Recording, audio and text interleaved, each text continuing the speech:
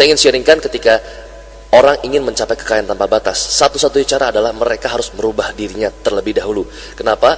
Risky to change, riskier not to change. Berubah itu berisiko, namun jauh lebih berisiko kalau kita tidak berubah. Seekor hewan yang kita tahu sekarang ada di museum yang sudah punah adalah dinosaurus. Dinosaurus punah bukan karena dia tidak punya tenaga yang kuat. Dinosaurus punah bukan karena dia tidak punya badan yang besar. Dinosaurus punah karena dia tidak bisa mengikuti perubahan yang terjadi di lingkungannya masing-masing. Lingkungan berubah, cuaca berubah, iklim berubah. Namun dinosaurus tidak berubah. Itu membuat dinosaurus pada akhirnya punah. Nah, saya ingin katakan bahwa teknologi kita berubah, ekonomi kita berubah, iklim perusahaan kita berubah. Semua terjadi dan begitu cepat. Ada 4 era yang sudah berubah. Namun apa terjadi? Kalau kita tidak bisa mengikuti perubahan yang terjadi pada 4 era tersebut, kita juga akan sama seperti dinosaurus, mungkin nantinya kita ada di museum. Nah, hari ini ada 4 era, saya akan sharingkan masing-masing satu persatu. Yang pertama adalah era agraris. Dalam era agraris, orang yang sukses, orang yang berhasil adalah orang yang punya banyak sekali perkebunan, punya banyak sekali peternakan, punya banyak sekali kambing, punya banyak sekali domba, dan lain sebagainya. Kalau Anda perhatikan di era agraris, ketika orang menikah, tentu saja mas kawinnya adalah 100 kambing, 100 sapi, dan lain sebagainya. Ini adalah orang-orang yang kaya di era agraris. Maka dari itu kenapa di era agraris orang perang hanya untuk memperebutkan lahan. Dalam era agraris kurang lebih ada 3 kasta. Ada kasta miskin, kasta menengah, kasta atas, ya. Kasta miskin, kasta menengah, kasta kaya atau kasta bangsawan. Dan dalam era agraris orang yang masuk dalam kasta paling bawah, sebutlah petani dan lain sebagainya, itu mustahil untuk masuk atau naik kasta ke kasta menengah maupun ke kasta atas. Ini terjadi di era agraris.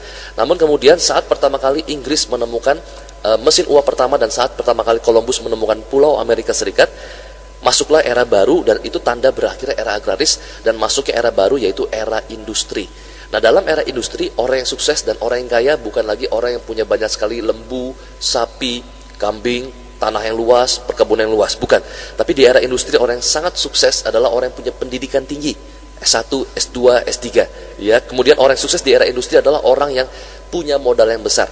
Dan dalam era industri ini kurang lebih ada 3 kasta juga, ya. Ada kasta miskin, kasta menengah, kasta atas.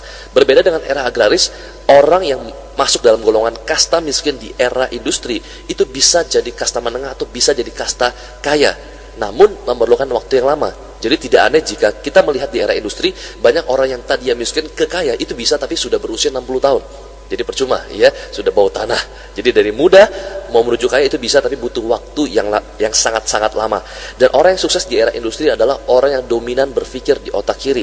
Apa itu otak kiri? Orang yang berpikir dengan logika mereka berpikir dengan sesuatu yang pasti. Jadi di era industri punya satu buah dongeng di mana orang sekolah yang baik agar mendapatkan universitas yang terbaik. Mereka kuliah yang terbaik agar mereka dapat IPK yang terbaik. Mereka dapat IPK yang terbaik agar mereka bisa kerja di perusahaan yang terbaik. Mereka kerja sungguh-sungguh, mereka loyal agar mereka naik jabatan dan mereka punya posisi terbaik. Kemudian mereka menikah, kemudian akhirnya mereka bekerja bersama ketika punya anak. Kemudian istri pensiun dan kemudian bekerja lebih giat lagi agar naik jabatan, punya mobil lebih besar lagi, punya hutang lebih besar lagi, punya rumah lebih besar lagi, dan akhirnya anak pun menikah, punya cucu, dan akhirnya meninggal dengan bahagia. Ini dongeng yang terjadi di era industri.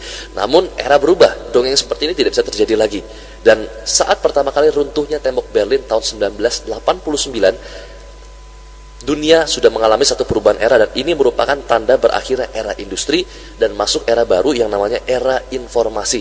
Dan dalam era informasi, orang yang sukses, orang yang kaya bukan lagi orang yang punya pendidikan yang tinggi, bukanlah lagi orang yang punya tanah yang banyak, perkebunan yang banyak, kambing yang banyak, sapi yang banyak. Tapi di era informasi, orang yang sukses adalah orang yang bisa mengupdate informasi lebih cepat dibanding dengan yang lain. Orang yang sukses di era informasi adalah orang yang dominasinya adalah otak kanannya, bukan otak kirinya. Kita tahu otak kiri berpikir secara logika, fakta, dan data. Sementara otak kanan berpikir secara intuisi, ya, feeling, dan emosi. Nah, dalam era informasi ada 3 kasta lagi. Kasta miskin, kasta menengah, kasta atas. Kasta miskin, kasta menengah, kasta atas. Dan dalam era informasi, kasta miskin dapat menjadi kasta atas itu dalam waktu tempo yang sangat singkat, bahkan mungkin 1-3 tahun saja. Bagaimana saya dapat mengatakan hal seperti ini? Coba Anda lihat Indonesian Idol. Coba Anda lihat Aris Idol.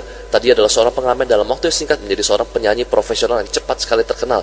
Coba Anda lihat The Master, yang sebuah acara yang menjadikan seorang yang tadinya dari pesulap jalanan, pesulap di kampung, menjadi seorang pesulap yang bisa tampil di seluruh Indonesia. Coba Anda lihat banyak sekali acara-acara reality show, salah satunya The Apprentice. Sebuah acara yang dibuat oleh Donald Trump di mana banyak orang yang dalam waktu singkat ketika dia berhasil memenangkan kompetisi dalam acara The Apprentice, dia akan dipilih langsung dan diberikan posisi yang tertinggi dan diberikan gaji kurang lebih sekitar 100.000 US dollar per bulan atau kurang lebih 1 miliar per bulan dari Donald Trump itu sendiri dalam waktu hanya mengikuti kompetisi kurang lebih selama 6 bulan sampai 1 tahun. Anda bayangkan di era informasi, karena banyaknya update informasi, kemungkinan besar Anda bisa dari kasta bawah ke kasta atas dengan cepat. Jadi ini ada sebuah kabar baik dan kabar buruk untuk Anda. Kenapa kabar baik? Karena dengan adanya era informasi, Anda bisa mengupdate informasi dan kecepatan Anda dalam berbisnis itu jauh lebih cepat. Namun, karena adanya informasi yang jauh lebih transparan, jauh lebih liquid, ini akan membuat kompetitor Anda semakin banyak. Dan kemudian era terakhir adalah era konseptual. Nah, dalam era konseptual, orang yang aneh adalah orang yang menang. Coba Anda lihat, band-band yang punya suara bagus tidak lagi band-band yang terkenal, tapi band-band yang lupa dengan liriknya justru itu yang terkenal. Anda lihat banyak sekali penyanyi-penyanyi yang tidak punya kualitas bagus, tapi dia punya konsep yang bagus. Jadi di era konseptual, kualitas bukan lagi nomor satu, melainkan komunikasi adalah nomor satu. Jadi kembali lagi di era konseptual, bukan kualitas yang nomor satu, tapi komunikasi yang nomor satu. Saya sering makan di Bandung, saya pernah makan di Cafe Sierra Bandung, kemudian kami makan pemandangan indah, udaranya sejuk, dan ditemani oleh sebuah band yang suaranya merdu sekali. Dalam hati saya, suaranya merdu tapi tidak punya konsep dan akhirnya kalah dengan orang yang lupa dengan liriknya. Dan banyak sekali artis-artis yang suaranya pas-pasan tapi dia punya konsep, itu yang membuat dia akhirnya berhasil. Jadi jika Anda ingin berhasil dalam era konseptual, Anda bukan hanya berpikir dengan otak kiri, Anda harus berpikir dengan otak kanan. Nah, ketika saya sudah jelaskan ada 4 era yang sudah berubah, namun banyak orang yang masih tetap bertahan dengan eranya masing-masing. Dari mana saya tahu? Contoh saja, jika Anda punya sebuah buku gambar kosong, Anda berikan kepada anak-anak berusia 5 tahun, 6 tahun, di seluruh Indonesia, di Jakarta, Surabaya, Medan, Balikpapan, dimanapun. Nah, ketika Anda memberikan buku gambar tersebut, Anda minta gambarkan secara bebas, maka Anda akan menemukan lebih dari 50% akan menggambar hal yang sama. Apa itu? Mereka akan menggambarkan 2 gunung, kemudian ada sawahnya, kemudian ada rumah petani, ada jalan berliku, ada awannya, kemudian ada mataharinya, dan biasanya kalau sudah ada gunung 2, biasanya ada burung 2 juga, ya. Dan kemudian jangan-jangan mungkin ketika saya berbicara seperti ini, iya juga saya akan gambar hal yang sama.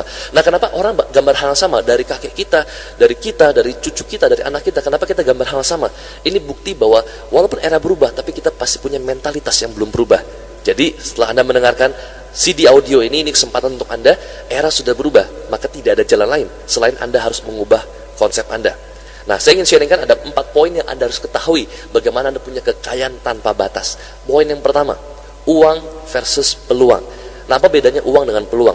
Saya tahu Pak bedanya, mungkin Anda bertanya seperti itu. Bedanya adalah hurufnya Pak, ya, atau bagaimana pelafalan. Bukan, memang uang dan peluang itu beda huruf, tapi saya ingin katakan bukan dari beda hurufnya, tapi beda maknanya juga.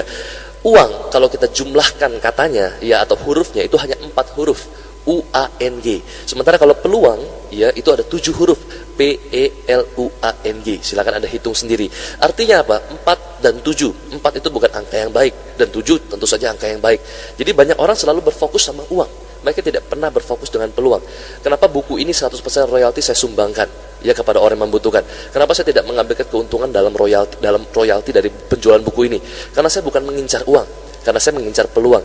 Karena kalau kita incar uang kita hanya dapat 1 kali. Misalkan contoh, ada seorang klien, kita ketok harga dia yang tinggi, ya, dan kita dapat uang yang banyak. Namun apa terjadi? Setelah dari itu dia bisa cek harga, ternyata kita ketok harga dia, ya, dan akhirnya dia kesel dan dia tidak mau beli lagi dengan kita. Jadi kita hanya dapat 1 kali. Dan bisnis bukan bicara soal hit and run, tabrak langsung lari, tapi bagaimana kita dapat nggak apa-apa, nggak terlalu banyak, tapi kita dapat peluang terus.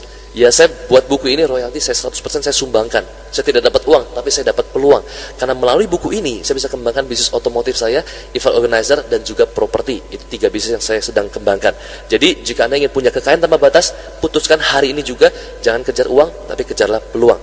Yang kedua, poin yang kedua, Anda harus jadi yang ter. Kenapa harus jadi yang ter? Karena ketika Anda jadi yang ter atau jadi yang pertama, itu akan membuat orang akan selalu ingat Anda. Contoh, ya, kalau saya tanya siapa orang pertama kali mendarat di bulan, pertama kali mendarat di bulan, tentu saja Anda akan bilang, oh saya tahu Pak, Neil Armstrong. Kalau saya tanya yang kedua, ketiga siapa, mungkin Anda bilang orang Indonesia. Neil Armstrong berhasil mendarat di bulan dengan selamat dan aman. Nah, ini pintar-pintarnya orang Indonesia. Bukan, Yang mendarat kedua dan ketiga bukan orang Indonesia, tapi sama-sama orang luar negeri juga. Namun kenapa kita hanya mengingat Neil Armstrong? Karena Neil Armstrong adalah orang yang pertama. Yang kedua kita nggak ingat. Waktu Taufik Hidayat menang Olimpiade bulu tangkis di Yunani, ya, yang kita hanya ingat Taufik Hidayat. Juara 2 siapa? Oh, saya tahu Pak. Wacing Chong nggak tahu. Pokoknya nama Cina atau nama Korea atau nama Jepang saya nggak tahu. Karena orang akan selalu ingat yang pertama. Kalau Anda tidak mengikuti sepak bola dengan baik, Anda mungkin hanya mengingat Ronaldo. Kalau Anda tidak mengikuti basket dengan baik, mungkin Anda hanya mengingat Michael Jordan. Kalau Anda tidak mengikuti MotoGP dengan baik, mungkin Anda hanya mengingat Valentino Rossi. Kita hanya selalu ingat yang pertama atau yang ter. Ya, jadi Anda harus buat produk Anda, bisnis Anda selalu harus jadi yang pertama atau yang terbesar, termewah, terpanjang, harus ada yang pertama. Ada bilang, Pak, kalau yang mendarat di bulan sudah ada gimana? Anda harus kreatif. Ya, kalau manusia pertama yang mendarat di bulan, Neil Armstrong sudah ada. Anda bilang, wanita pertama yang mendarat di bulan. Pak, kalau wanita pertama sudah ada, ya sudah, wanita Asia pertama yang mendarat di bulan. Pak, kalau wanita Asia sudah ada, ya sudah, wanita Indonesia pertama yang mendarat di bulan. Pak, kalau Indonesia sudah ada, ya sudah, wanita Jakarta pertama yang mendarat di bulan. Pak, kalau Jakarta sudah ada gimana? Ya sudah, wanita Cengkareng pertama yang mendarat di bulan. Pak, kalau Cengkareng sudah ada gimana? Ya sudah, wanita Cengkareng Perawan pertama yang mendarat di bulan. Jadi yang penting harus pertama dan harus ter. Jadi kalau Anda ingin punya kekayaan tanpa batas, satu-satunya cara adalah Anda harus jadi magnet perhatian. Bagaimana jadi magnet perhatian? Anda harus jadi yang pertama atau harus jadi yang ter. Yang ketiga, Anda harus menjadi sapi ungu. Saya tidak punya gambar di hadapan Anda, namun jika saya tunjukkan satu buah gambar, di mana dalam gambar tersebut ada 100 sapi yang berkumpul. Kita tahu sapi itu warnanya putih dan hitam. Di Indonesia saja yang warnanya agak abu-abu, suka main lumpur. Ada sapi warna putih dan hitam, ada 100 sapi. Namun di tengah-tengah ada sapi yang warnanya berbeda sendiri, yaitu berwarna ungu. Saya tidak meminta Anda untuk melihat yang ungu, tapi secara tidak sadar, otak Anda akan mencari warna yang berbeda, yaitu warna ungu tadi. Kenapa? Karena ketika ada satu perbedaan, orang akan langsung melihat dan mengalihkan seluruh perhatian kepada sesuatu yang berbeda. Nah, jika Anda ingin mempunyai kekayaan tanpa batas, Anda harus menjadi sapi ungu. Anda harus berbeda dengan orang lain. Dan ingat baik-baik, Anda harus buat perbedaan pada produk Anda. Bukan pada kontennya, bukan kepada benefitnya, tapi kepada value-nya. Ya, misalkan contoh, ketika Anda jual kopi, ya, banyak orang, oh Pak, saya harus berbeda, saya harus jadi sapi ungu. Anda bikin kopinya, kopi dari Lebanon, ini kopi dari Brazil. Bukan benefit, bukan konten, bukan isi, bukan produk yang Anda harus berbeda, tapi value yang Anda harus berbeda. Contoh, ketika Starbucks punya kopi sama dengan yang lain, namun dia bukan berbeda dari segi kopinya, produk atau benefitnya, tapi dia berbeda dari segi value-nya. Orang bukan hanya beli kopi di Starbucks, tapi orang beli experience, orang beli pengalaman, orang beli gaya hidup. Maka dari itu kenapa kacanya semua tembus pandang, supaya beli kopi di sana punya satu gengsi. Jadi buatlah perbedaan, jadilah sapi ungu, bukan pada benefitnya, bukan pada kontennya, bukan pada produknya, tapi pada value-nya, pada nilainya, pada sesuatu yang berbeda. Dan yang terakhir, poin kita terakhir, bagaimana Anda bisa punya kekayaan tanpa batas, sesuai dengan tema judul ini adalah Unlimited Wealth.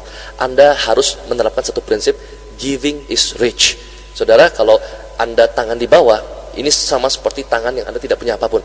Tapi kalau tangan Anda di atas, ini adalah tanda dari berkelimpahan. Ya, giving is rich. Kalau Anda memberikan kepada orang, saya percaya Anda akan penuh dengan kelimpahan. Dan ini selalu saya praktekkan.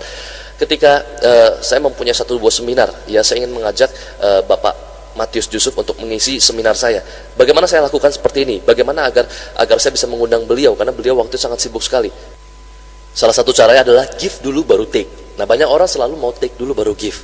Selalu jadi tuyul dulu baru jadi malaikat. Saya jadi teringat waktu ketika saya pergi ke Surabaya, di mana saya dengan panitia saya ada seminar hari Sabtu, kami datang hari Jumat pagi atau Jumat siang. Kemudian sorenya kami memutuskan untuk nonton bioskop dan kami nonton film 2012. Dan kita tahu semua bahwa waktu nonton film 2012 itu ngantri ya luar biasa. Kalau kata orang Surabaya bukan ngantri, nguantrinya luar biasa.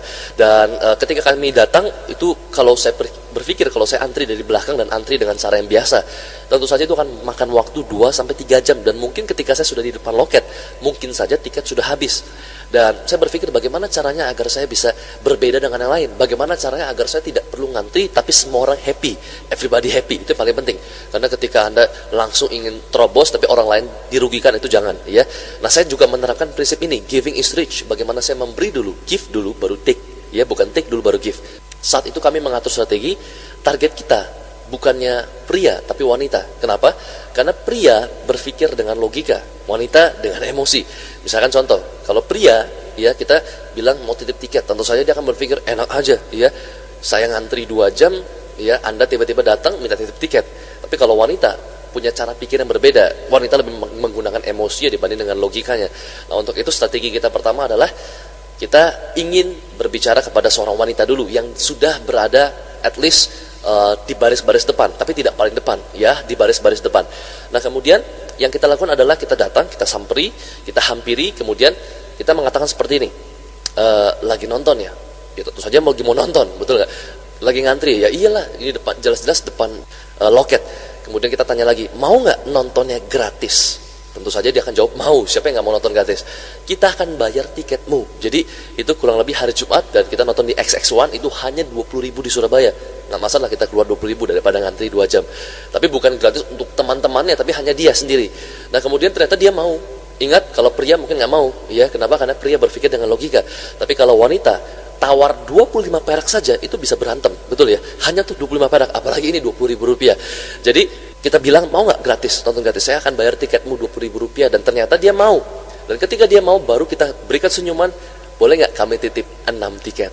Dan ternyata apa yang terjadi? Ternyata boleh. Kenapa? Karena kita give dulu baru take. Dan hal ini akan berubah drastis dan akan berbeda sekali ketika kita datang langsung kita bilang seperti ini, permisi, boleh nggak saya titip 6 tiket? Saya bayarin deh. Nah, terbalik, take dulu baru give dulu. Saya percaya kita akan dimarahi. Tapi kalau kita give dulu baru take, ini berbeda, ya. Jadi giving is rich. Jadi jika Anda ingin bertanya bagaimana cara punya kekayaan tanpa batas, simple. Anda harus giving terus.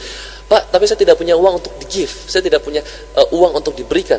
Anda tidak perlu harus punya satu mental block bahwa memberi itu harus uang. Anda bisa memberi tenaga Anda bisa memberi waktu Anda bisa memberi ide Anda bisa memberi kreativitas Anda. Ya, Anda tidak harus melulu memberikan uang Anda. Kita kembali ke topik kita sebelumnya. Saya memberikan Agung Podomoro stand gratis di seminar saya.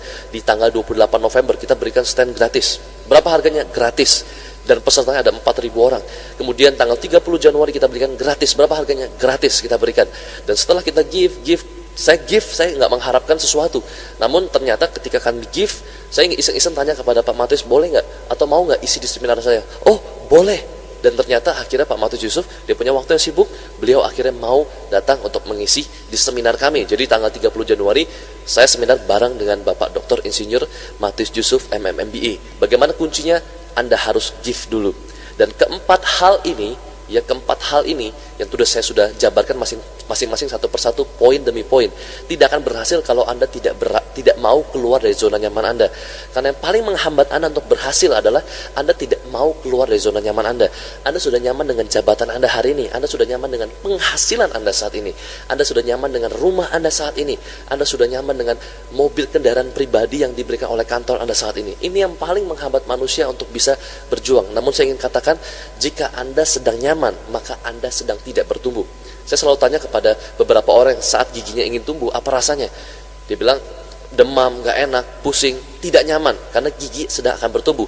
Artinya apa? Ketika sedang terjadi satu ketidaknyamanan, ada something yang mau bertumbuh, yaitu gigi tadi.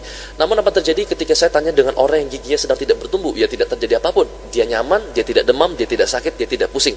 Jadi kalau Anda hari ini nyaman dengan posisi Anda saat ini, berarti Anda sedang tidak bertumbuh. Jadi mau tidak mau Anda harus keluar dari zona nyaman Anda harus keluar dari comfort zone Anda lihat orang yang sukses di Jakarta bukan berarti harus melulu orang Jakarta.